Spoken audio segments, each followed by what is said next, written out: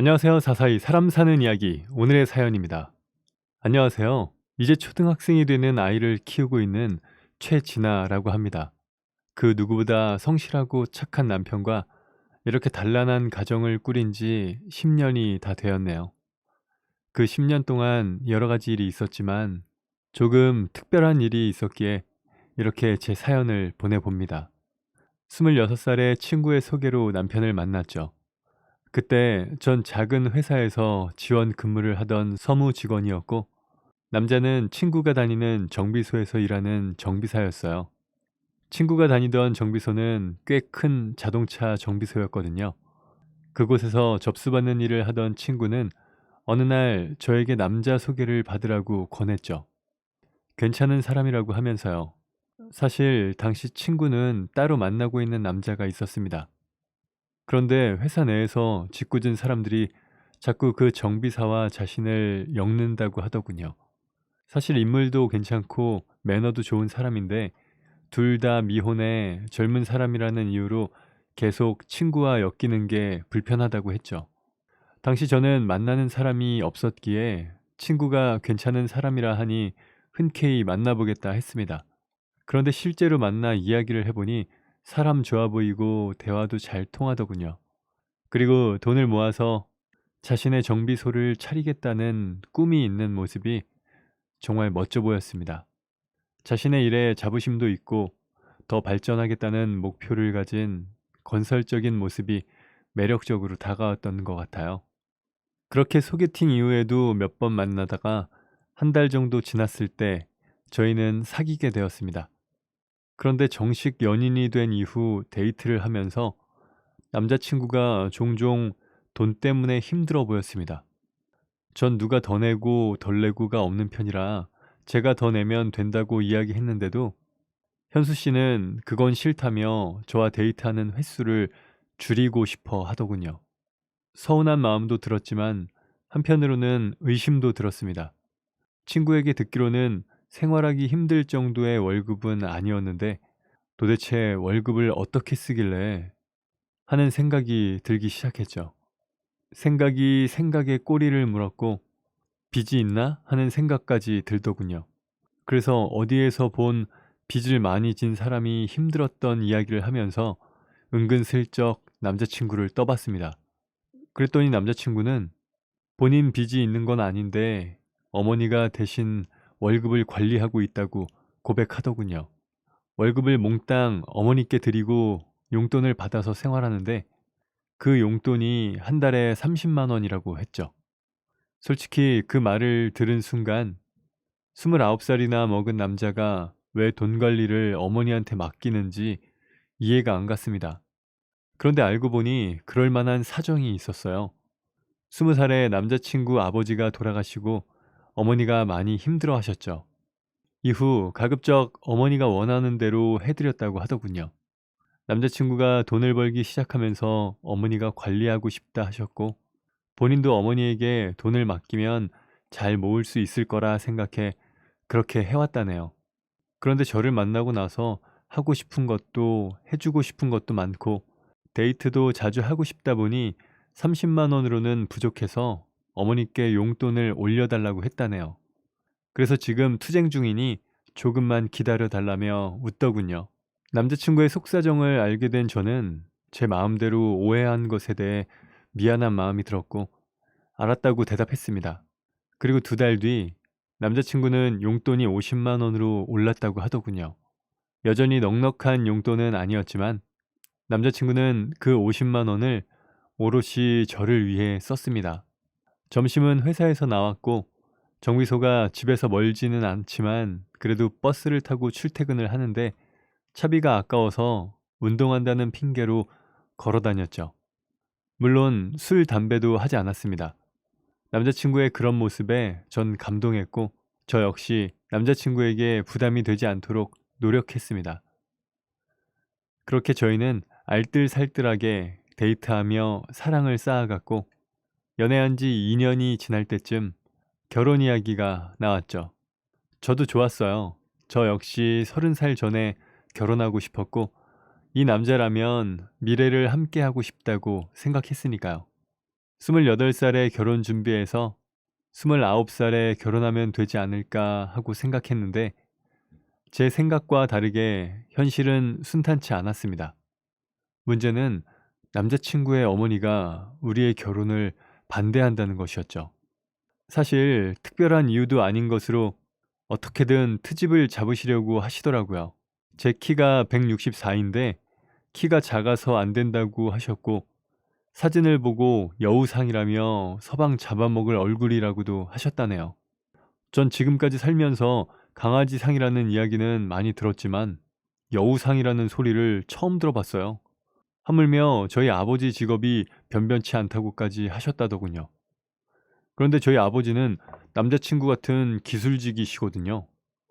그냥 남자친구와 제가 결혼을 하는 것이 싫으셨던 거죠. 이 모든 이야기는 저희가 결혼한 이후 시어머니가 저에게 직접 말씀해 주신 것들입니다. 그래서 당시에는 시어머니가 저런 식의 이유를 들어 반대한다는 것을 알지 못했어요. 남자친구 혼자 거의 1년이라는 시간 동안 어머니를 설득했죠. 물론 그 1년의 시간 동안 어머니가 반대한다는 것을 저 역시 눈치챌 수 있었습니다. 그래서 남자친구와 헤어지려고도 했지만 그럴 때마다 저 아니면 안 된다고 눈물로 절 붙잡는 이 남자를 두고 돌아설 수는 없더군요. 결국 힘들게 결혼 허락을 받은 뒤 그는 결혼 준비를 시작했습니다. 이제 불행 끝 행복 시작이라고 생각했는데 또다시 시어머니의 벽 앞에 가로막혔습니다. 결혼 준비를 시작하면서 서로가 가진 돈을 파악하고 그 안에서 집과 결혼 비용을 하기로 했죠. 남자친구가 전문대 졸업 후 25살 때부터 결혼 전까지 어머니께 갖다 드린 돈이 어림잡아도 1억 8천 정도가 된다 했습니다. 벌이가 없어서 아들이 주는 돈으로 생활비를 쓰셨을 수도 있지만 시아버님이 돌아가시면서 남긴 유산도 있고 보험금도 많이 나와 시어머니는 그 돈으로 생활하고 계신다 했죠. 한 달에 200씩 써도 30년을 쓸 수 있는 돈을 가지고 있으니 시어머니가 아무리 많이 썼다 해도 남자친구가 맡긴 돈이 1억 이상은 남아있을 거라고 예상했습니다. 남자친구는 저에게 1억은 결혼 비용으로 쓰고 나머지 금액은 어머니께 드리고 싶다고 해서 그렇게 하기로 했죠. 우리의 결혼 예산을 세어보니 남자친구가 모은 1억에다가 제가 모은 돈 7천, 그리고 저희 부모님께서 3천을 도와주시기로 해서 총 2억의 예산이 있었습니다. 그 안에서 대출 없이 집, 혼수, 예식까지 해보기로 했죠. 그런데 시어머니는 남자친구에게 돈을 주는 것을 차일 피일 미루시더군요. 남자친구와 저는 답답한 마음이 들었죠. 집을 계약해야 하는데 목돈을 안 내어주시니 힘들 수밖에 없었습니다. 그런데 그 돈을 안 주시는 게 아니라 못 주시는 거였죠. 남자친구가 시어머니에게 빨리 돈을 달라고 보채자 결국 시어머니가 고백을 하셨습니다. 현재 투자 목적으로 산 집에 묶여 있어서 당장 뺄 수가 없다고 하셨다네요. 그때 남자친구는 난생 처음으로 시어머니에게 화를 내고 말았죠. 하지만 시어머니는 본인이 잘못하신 것임에도 불구하고 되려 남편에게 본인이 더 크게 화를 내셨습니다. 지금까지 너 키워준 엄마한테 이게 무슨 말버릇이야? 내가 나조차고 한 거야? 이게 다 너 잘 되라고 한 거지. 그럼 진작에 말을 하던지. 결혼식 한 달도 안 남기고 말하면 어떡해요? 아이고, 지금까지 엄마한테 다 갖다 맡기더니 그 여우가 이제 버는 돈 다 가져오라냐? 너 애초에 그 돈 정비소 차릴 때 쓸 거라고 모은 거잖아. 그럼 정비소 차릴 때까지 모으면 되는 거지. 왜 갑자기 달래? 내가 그 여우 때문에 네가 50만 원 달라 할 때부터 알아봤어. 오히려 적반하장으로 나오는 시어머니에게 남편은 그럼 우리가 그 집에 들어가서 살겠다 했죠. 하지만 시어머니는 거기 살고 있는 사람을 내보낼 수가 없다고 단단히 못 박으셨습니다. 결국 남자친구가 지금까지 모아온 돈은 단 한 푼도 회수할 수 없었죠. 처음에 계획과 틀어져 결국 저희는 대출을 한가득 받게 되었고 원했던 집보다 훨씬 구석지고 낡은 집으로 들어갈 수밖에 없었습니다. 화는 났지만 저보다 더 속상해하는 남자친구를 보니 별 수 없었어요. 그리고 저희 부모님께는 자세한 이야기는 안 했습니다. 알게 되면 더 속상해 하실 것 같아서요. 그렇게 시작부터 힘들게 결혼식을 올리고 저희는 신혼생활을 시작했습니다. 일단 결혼을 했으니 서로의 월급을 합쳐서 관리하기로 했죠. 거기까지는 아무 탈 없었는데 또 문제는 시어머니였죠. 저희에게 생활비 월 100만 원씩을 요구하시더군요. 그럴 만한 여유가 없다고 하자 그럼 남편이 모은 돈을 안 돌려주겠다고 으름장을 놓으셨죠. 그래서 결국 남편이 50만 원을 드리겠다 했습니다. 그 이상은 줄 수 없다고 하면서 말이죠. 그런데 시어머니는 남편에게 이제 며느리도 봤는데 본인이 나가서 일을 해야 하는 거냐며 소리치셨죠. 설마 아버지 돈을 이미 다 쓰신 거예요? 네 아버지 죽고 나온 돈은 예전에나 큰 돈이었지. 요즘 큰 돈도 아니야. 그래도 13년 사이에 7억을 쓰실 정도면 많이 쓰신 거죠. 그 돈 다 쓰셨으면 이젠 일하셔야죠. 남편도 이번에는 물러서지 않았고 시어머니는 아들의 고집을 꺾기 힘들어지자 타깃을 저로 바꿨어요. 네가 버는 돈으로 생활하고 우리 현수 버는 돈은 예전처럼 계속 보내라. 내가 알아서 잘 모아준다니까 그러네. 이제 모으는 것도 저희가 알아서 할게요. 저도 결혼 전에 월급 관리 잘 했어요.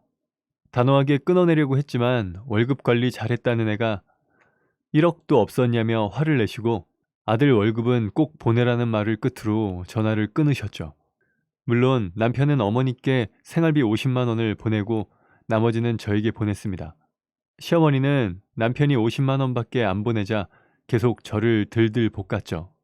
처음에는 저도 버텨보려고 했지만 아무것도 못할 정도로 저러시니 너무 힘들어서 30만 원을 추가로 더 보냈습니다. 그랬더니 현수한테는 말하지 말아라 하시더군요. 그래도 시어머니에게 더 이상 연락이 오지 않는 것은 좋았죠. 하지만 그로 인해 저와 남편은 허리띠를 졸라매야만 했습니다. 당시 남편 월급이 300이 안 됐고 제 월급이 200이 안 되던 상황인데 시어머니 용돈 50 드리고 대출 상환을 빼고 나면 200만 원으로 모든 생활을 해야 해서 빠듯한 와중에 30을 더 보내고 나니 제 용돈이 없더라고요. 다른 공과금이나 식비랑 생활비를 줄이기도 어렵고 결국 제가 참기로 했죠.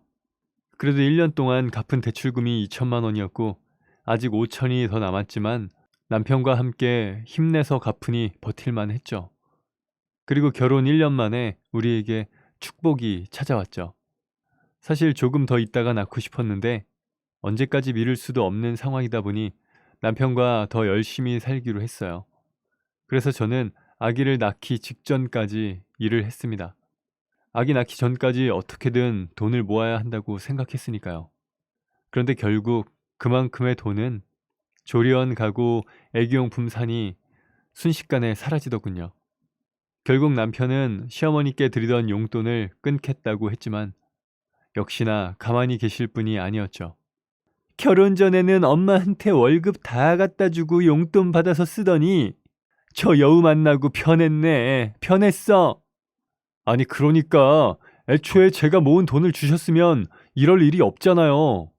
지금 집 대출금 갚으면서 생활하느라 힘들어요. 그러니까 지금이라도 그 돈 돌려주세요. 지금 그러니까 집이 문제인 거야? 그럼 그 집 빼고 이 집에 들어와서 살아. 그럼 되잖아.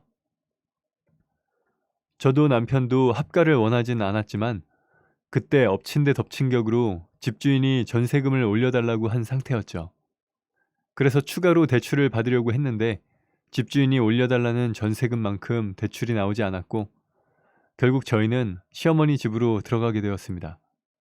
그래도 합가하고 시어머니가 아기를 봐주시면 저도 다시 일을 시작할 수 있지 않을까 하는 기대도 있었죠. 물론 어림도 없었지만요. 게다가 시어머니는 합가를 하자마자 남편 월급 내놓으라고 했고 남편은 시어머니 손에 월급이 들어가면 어떻게 될지 아니까 생활비는 우리 생활비대로 쓰고 공과금을 드리겠다고 했어요. 그리고 용돈은 똑같이 50만 원씩을 드렸죠. 그래서 시어머니에게 공과금이랑 용돈 합해서 100만 원을 드리고 나머지 200만 원으로 생활했는데 문제는 이 돈마저도 부족했다는 겁니다. 시어머니는 제가 들어오면서 살림을 아예 손에서 놓으셨죠. 육아와 모든 살림은 제 차지였죠. 물론 자식이 장성하면 부모를 모시고 살 수 있지만 저희도 빠듯했던 상황이라 답답했습니다. 돈을 모아야 다시 나갈 수 있는데 시어머니는 살림은 모두 저에게만 맡긴 채 드시고 싶은 것을 요구만 하셨죠. 심지어 값비싼 것들만 찾으시더군요. 다 해드릴 수가 없어서 못 해드린다고 하면 먹는 걸로 구박하는 거냐며 도끼 눈을 뜨셨고, 아이 물건 택배 오면 다 뜯어놓고 돈 아깝게 왜 이런 걸 사냐고 잔소리 하셨죠. 물론 시어머니도 어렵게 지내고 계시는 거면 저도 남편도 참고 시어머니 사정을 봐드릴 텐데, 사실 시어머니 본인은 잘 살고 계셨거든요. 지금 살고 있는 집도 아버님 돌아가시면서 상속받은 집이고, 돌아가시고 이것저것 해서 7억 정도를 현금으로 받으신 걸로 알고 있어요. 방도 3개짜리 집인데 하나는 어머님 방이고 다른 하나는 어머님 전용 옷방이에요. 무슨 옷이 그렇게 많은지 거의 매장 수준이었죠. 저희는 그냥 남는 방 한 칸에 얹혀 사는 것이었습니다. 항상 나가서 놀다 오시다 보니 혼자 집안일에 살림까지 해야 하는 건데도 언제나 불평불만만 하셨으니 저는 시어머니에 대한 감정이 점점 쌓였죠. 그러다가 결국 폭발하고 말았습니다. 그날도 계속 돈 타령하시길래 저도 한 소리 했죠. 그럼 애를 봐주세요. 제가 어머님이 그렇게 좋아하시는 돈 벌어올 테니까요. 결국 합가한 목적이 네 애 떠넘기려는 거였냐? 저희가 합가를 왜 했는데요? 어머니가 돈 안 주셔서 이렇게 된 거잖아요. 그 돈이 네 돈이야? 내 아들 돈이야. 결국 그날 저는 시어머니와 크게 싸우고 말았습니다. 그리고 그날 밤 남편은 잔뜩 화가 난 채 시어머니에게 말했죠. 지금 당장 내 돈 보태서 샀다고 한 집 팔고 제 돈 주세요. 그 집 팔아도 얼마 안 나와. 왜요? 어차피 그 집 집값이랑 전세금이 얼마 차이가 안 나. 그리고 전세금은 받아서 이미 다 썼다. 그래서 내보내려면 다른 사람이 전세 들어와야 하는데 그 동네가 별로라 그런지 들어온다는 사람이 없어. 지금 사는 사람들도 나가고 싶다는데 너희가 그 전세금 주고 그 집 들어가서 살던지. 결국 남편은 그날 시어머니와 소리까지 질러가며 싸웠고, 이후 이 집에서 못 살겠다며 다시 대출을 받아 분가를 했습니다. 그리고 전 아이를 어린이집에 보내고 닥치는 대로 일하기 시작했죠. 그런데 돈을 벌기 위해 아이를 맡겨야 하니 그만큼 돈을 쓸 수밖에 없었습니다. 게다가 아이가 아직 어리다 보니 아프면 어린이집을 못 가는데 그런 상황에 마음 편히 맡길 수 있는 곳이 없어서 제대로 된 직장 잡고 일할 수 없었습니다. 그러다 보니 제가 일을 한다고 해도 남는 건 거의 용돈 수준이었죠. 그래도 아무것도 안 하는 것보다는 한 푼이라도 더 버는 게 나아서 계속 일을 했습니다. 그렇게 이곳저곳을 떠돌며 일하다 안착한 곳은 점심시간까지 운영하는 급식소였어요. 새벽 출근 무척 힘들었지만 그래도 일찍 퇴근할 수 있어서 좋았죠. 오전에만 바짝 하면 되니까요. 아침에 남편이 아이를 등원시키고 제가 퇴근 후 하원을 시키고 나서 아이와 함께 시간을 보낼 수 있었죠. 그날도 퇴근 후 유치원에 아이를 데리러 왔습니다. 함께 돌아오며 오늘 유치원에서 한 일을 종알종알 말하며 걸어가고 있었죠. 그런데 그때 폐지 줍는 할아버지가 끌고 가던 리어카에서 물건들이 쏟아졌고 혼자 주워 담는데 시간이 오래 걸릴 것 같아서 아이와 함께 도와드렸죠. 정리가 끝나자 할아버지께서 고맙다고 인사를 하셨습니다. 그러면서 본인이 한때 잘 나가던 점쟁이라며 점을 봐주겠다 하시더군요. 그래서 괜찮다고 거절했는데도 자꾸 붙잡으셨죠. 계속 거절하는 것도 예의도 아닌 것 같아 요구하시는 대로 저와 남편 그리고 아이의 생년월일을 알려드렸습니다. 그랬더니 그 자리에서 뭔가를 쓱쓱 적으시더니 그 종이를 보고 혼자 감탄하시더군요. 야, 이 집은 가족들 조합이 너무 좋아. 주변에 주겠다는 사람만 가득해. 거절 말고 다 받아. 그리고 애기 엄마 조만간 횡재수가 아주 크게 들어와 있어. 이야기를 들은 후 감사하다고 인사하고 돌아서기는 했지만 전 그 말을 믿지는 않았죠.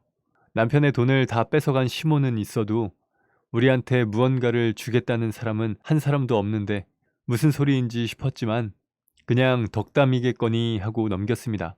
그리고 며칠 뒤 퇴근을 하는데 함께 일하시는 반장님이 갑자기 복권을 사야 한다며 같이 가자고 하더라고요. 복권이요? 어젯밤에 꿈이 엄청 좋았어. 준하 씨도 같이 사러 가자. 재미로 사보는 거지 뭐. 평소라면 거절했을 텐데 지난번에 만난 할아버지의 말이 생각났습니다. 그래서 반장님과 함께 복권방에 갔죠. 그리고 우리 가족 생일을 조합해 한 개를 하고 나니 반장님이 5천 원은 해보라고 해서 나머지는 자동으로 했네요. 그런데 이게 꼭 되지 않아도 괜히 한 주를 행복하게 만들어준다는 반장님의 말과 달리 저는 쓸데없는데 돈 쓴 것 같아 기분이 안 좋았어요. 그 돈이면 우리 준이가 좋아하는 과자나 젤리를 사줄 걸 하는 마음이 들었죠. 지갑에 넣어놨더니 볼 때마다 기분이 안 좋더군요. 그래서 그냥 안 보이게 서랍 안에 넣어두었습니다. 그리고 그 다음 주 점심 배식을 마치고 조리사들끼리 식사를 하는데 반장님이 와서 복권 어떻게 됐냐고 물어보더군요. 꽝이죠 뭐 라고 대답했습니다. 사실 아직 맞춰보지는 않았지만 어차피 꽝일 테니까요. 그리고 계속 잊어버리고 있다가 서랍에서 클립을 꺼내다가 넣어둔 복권이 보여서 혹시나 하는 마음에 꺼내어 맞춰봤는데 순간 다리에 힘이 풀려 주저앉고 말았네요. 당첨이 된 거죠. 4등, 5등 당첨 이런 수준이 아니라 6개의 숫자가 모두 일치하는 진짜 1등이 된 것이었습니다. 저는 믿어지지가 않아서 모니터와 복권 용지의 숫자를 몇 번이고 맞춰보았습니다. 1등이었습니다. 당첨 금액이 20억이 넘었어요. 저는 바로 남편에게 이 사실을 알렸고 그날 밤 남편과 저는 부둥켜 안고 울었네요. 그리고 한참 동안 고생했다며 서로를 다독여 주었죠. 그리고 조금 진정된 후 복권 사기 전에 만난 점쟁이 할아버지 이야기를 해줬습니다. 제 말을 들은 남편은 그래? 그래도 역시 그 얘기 다 맞진 않을 것 같아. 어머니가 알면 다 뺏어가려고 하실 거야. 저도 그렇게 생각했기에 저희는 절대 시어머니 모르게 행동해야 한다고 생각했어요. 며칠 뒤 남편과 함께 당첨금을 수령했습니다. 세금을 떼고 받아도 15억이라는 큰 돈을 손에 쥐게 되었죠. 그리고 시어머니 몰래 이사갈 집을 알아봤네요. 그래서 그동안 조금씩 부어온 청약으로 새 아파트를 신청했고 여러 가지 조건이 맞았던 우리는 무사히 당첨이 되었습니다. 정말 기뻤지만 티내지 않기 위해서 정말 애썼던 것 같아요. 저와 남편은 평상시처럼 지내기 위해 노력했어요.